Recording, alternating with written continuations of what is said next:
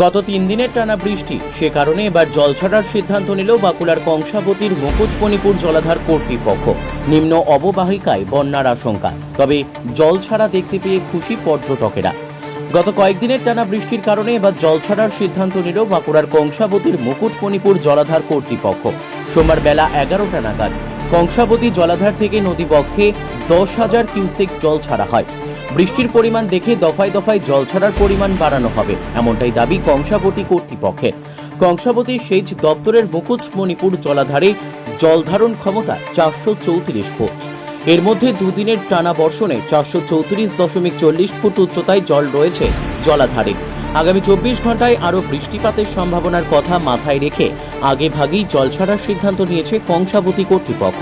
তবে এই জল ছাড়া হলে কংসাবতীর নিম্ন অববাহিকায় বন্যা পরিস্থিতি দেখা দিতে পারে বলে বাসিন্দারা অনেকেই মনে করছেন। তবে মুকুটমণিপুরে ঘুরতে আসা পর্যটকেরা জল ছাড়ার মনোরম দৃশ্য চাক্ষুষ করতে পেরে খুশি।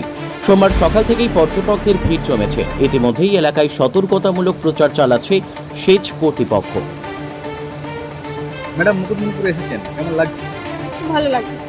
জল ছাড়া দেখলেন? হ্যাঁ, জল ছাড়া দেখলাম। মুকুটমণিপুর আসি, মাঝে মাঝে আসা হয়, মোটামুটি বছরে দুবার তো আসা হয়। এবার কালকেই আসার প্ল্যান ছিল, এবার প্রচন্ড বৃষ্টি পড়ছিল, তাই বাড়ি থেকে পারমিশন পাইনি। তাও আজকে সকালবেলা এলাম, এসেই দেখলাম যে সাইরেন বাজছে, জল ছাড়া হবে। বেশ, জল ছাড়া হলো, খুব ভালো লাগছে ব্যাপারটা। মানে এতবার এসছি আগে, কিন্তু আগে জল ছাড়ার অভিজ্ঞতা হয়নি, এবার দেখলাম খুবই ভালো লাগে। এর আগে এসেছিলেন? হ্যাঁ, এর আগে এসছি। আর এছাড়াও কি কি দেখেছেন মুকুটমণিপুরে? মুকুটমণিপুরে পরশুনাথ মন্দির দেখেছি, বোটিং করেছি।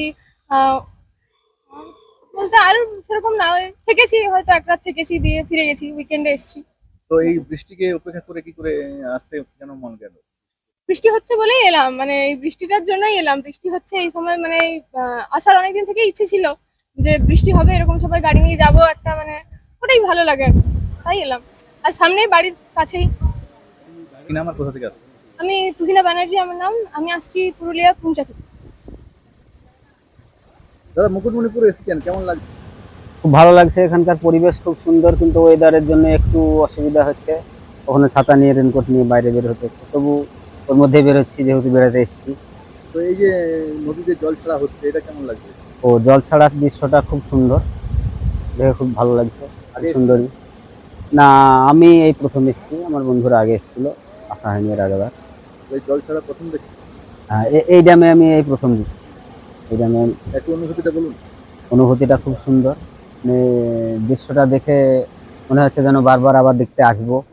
হ্যাঁ, মানে গা শিহরে ওঠার মতো দৃশ্য, যে এত জল একসঙ্গে ছাড়া হয়, জলের যে স্রোত, এত স্রোত হতে পারে, এত গতি হতে পারে, এটা মানে চোখে না দেখলে বোঝা যায় না, এরকম একটা অনুভূতি। আর কি শুনেছিলেন আর কি দেখে? মুকুটমণিপুরের এসব স্পটগুলো, পিকনিক স্পটগুলো, এগুলো শুনেছি, মুখে শুনেছিলাম, বন্ধুদের মুখ থেকে শুনেছিলাম।